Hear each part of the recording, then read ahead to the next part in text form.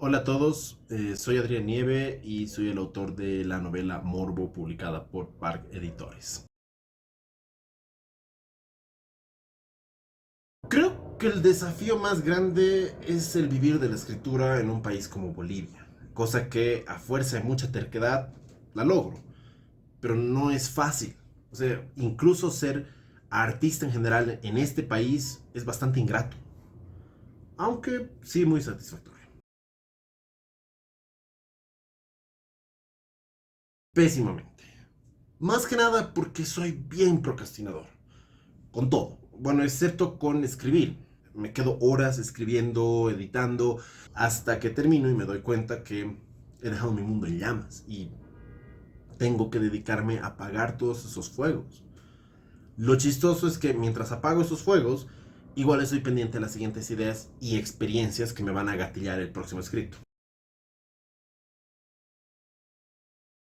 Tengo varias novelas comenzadas y no terminadas, hasta que logré terminar una que no publiqué.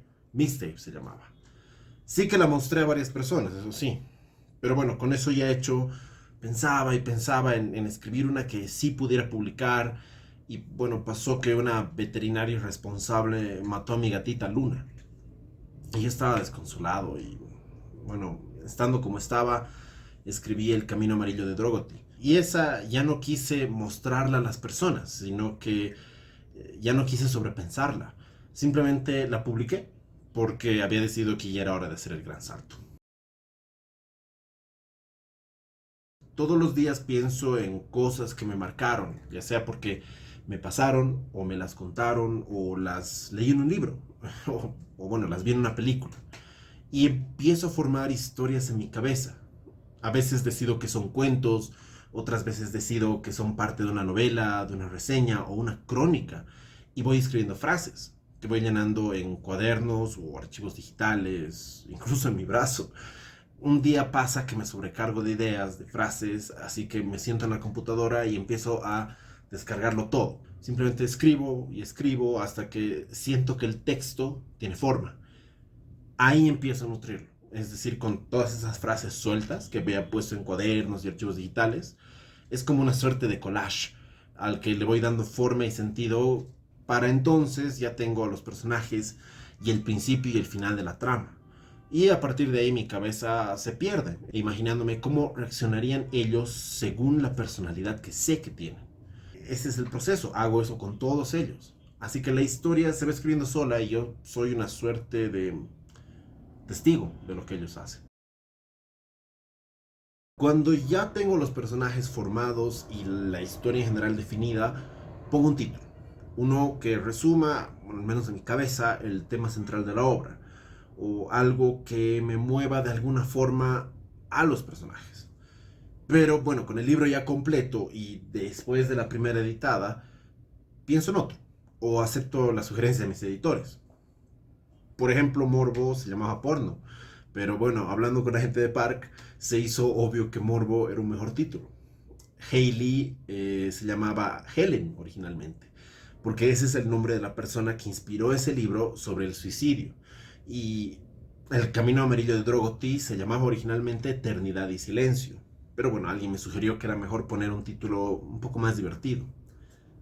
Y bueno, ahora mismo estoy trabajando en una novela que por ahora titula Idiosincrasia. Y quién sabe qué se llame después. Y un libro de cuentos que se titula El Oído de Yeso. Y este quizás se quede así. Todo está conectado.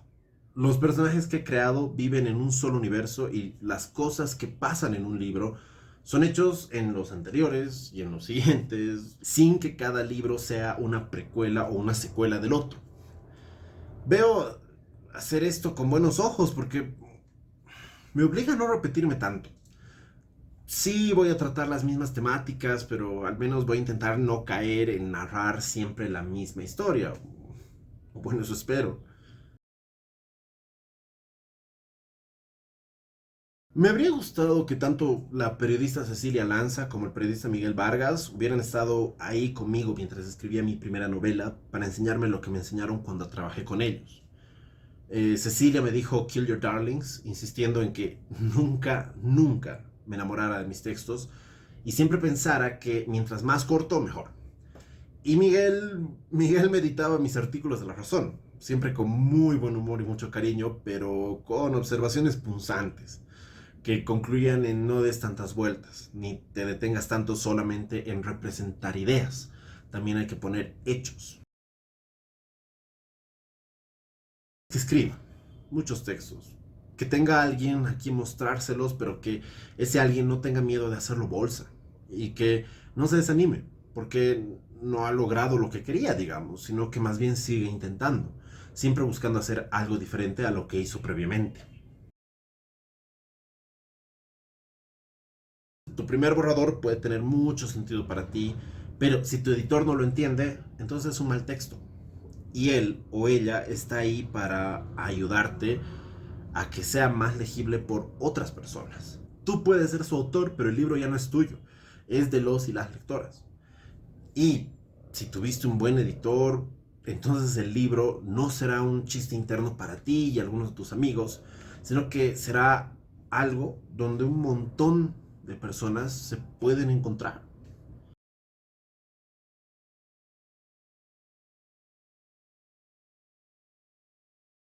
Me encanta ver que gracias al tiempo, a la experiencia, a mis editores, mi literatura evoluciona. Creo que los trabajos que he tenido me han ayudado a definir mejor el estilo y las temáticas. Porque de psicólogo pasé a radialista, de radialista pasé a conductor en televisión, pasé a ser publicista, periodista y siempre entre todas esas he sido editor.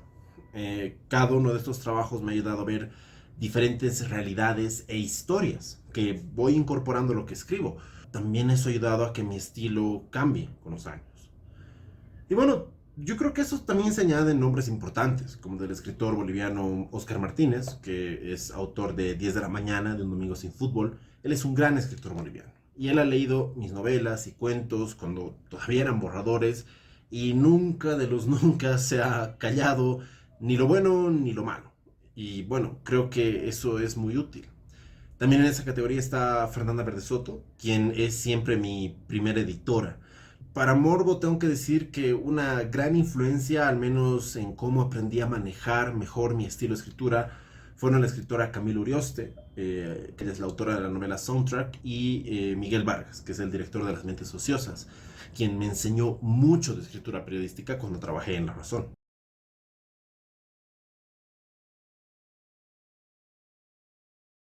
Tengo varios autores y autoras nacionales que me fascinan. Pero nunca he pensado en cómo juega mi obra en la literatura boliviana, porque cuando escribo no estoy pensando en ese contexto tan grande.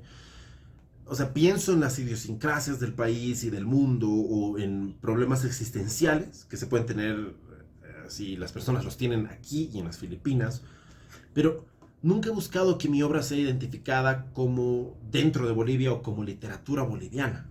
Me gusta contar historias y mientras más lugares pueda alcanzar con ellas, mejor. Creo que la perspectiva única que busco aportar es aprender a aceptar el morbo, justamente. Que este morbo es parte natural y hasta positiva de la vida. Así como retratar historias que hagan que quien me lea no solo se cuestione la realidad, sino que también quiera dejar de invisibilizar al otro. En todas mis novelas hablaré un poco de los problemas con la idiosincrasia boliviana, los varios fomentos y agravantes de la corrupción, la hipocresía de las ideologías, la ceguera del fanatismo, la invisibilización del otro y la riqueza del mundo interno, de sumergirte sin miedo en tu interior. Uno de los libros que estoy preparando, por ejemplo, habla de una secta religiosa y los distintos tipos de violencia que ésta engendra entre sus seguidores.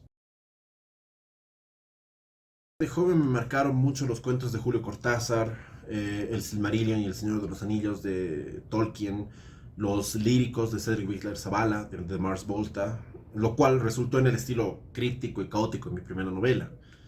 Ya después descubrí a Javier Velasco con su Puedo explicarlo todo y Diablo Guardián también, la saga de libros de Canción de Hielo y Fuego de George R. R. Martin, Estrella Distante, Los Detectives Salvajes y 2666 de Roberto Bolaño. Y Mandíbula, de Mónica Ojeda. Todas esas obras me obligaron a ver la literatura desde cuatro posturas muy diferentes. Y sí, hasta contrarias entre sí. Pero que resultaron en la voz, por ejemplo, de mi protagonista en Hailey y también en los de mis protagonistas en Morbo. La tumba infecunda de René Vascopé. Y creo que es por las imágenes que crea Vascopé en esta obra y bueno, lo morboso de esa historia. Esos tintes irónicos y trágicos con el que ese autor se burla de la humanidad en sus personajes. Con los años aprendí, bueno, gracias a Óscar Martínez y Fernanda Verde Soto, que hay que leer poesía. Sí o sí, porque sin poesía la escritura no tiene alma. O sea, puedes escribir muchas cosas, pero no van a tener ese algo, ¿no? Entonces sí, es muy importante leer poesía. Ahora, pucha, escribirla, creo que todo el mundo puede escribir poesía, pero no todos logran escribir poesía, no sé si me entiendes. Es, por ejemplo, para mí, la escritora que mejor hace poesía y narrativa en Bolivia es Iris Quilla, también conocida como Sebastián Belmont. Todos sus textos tienen ese algo poético que todo escritor sueña con lograr, pero que solo algunos logran de verdad.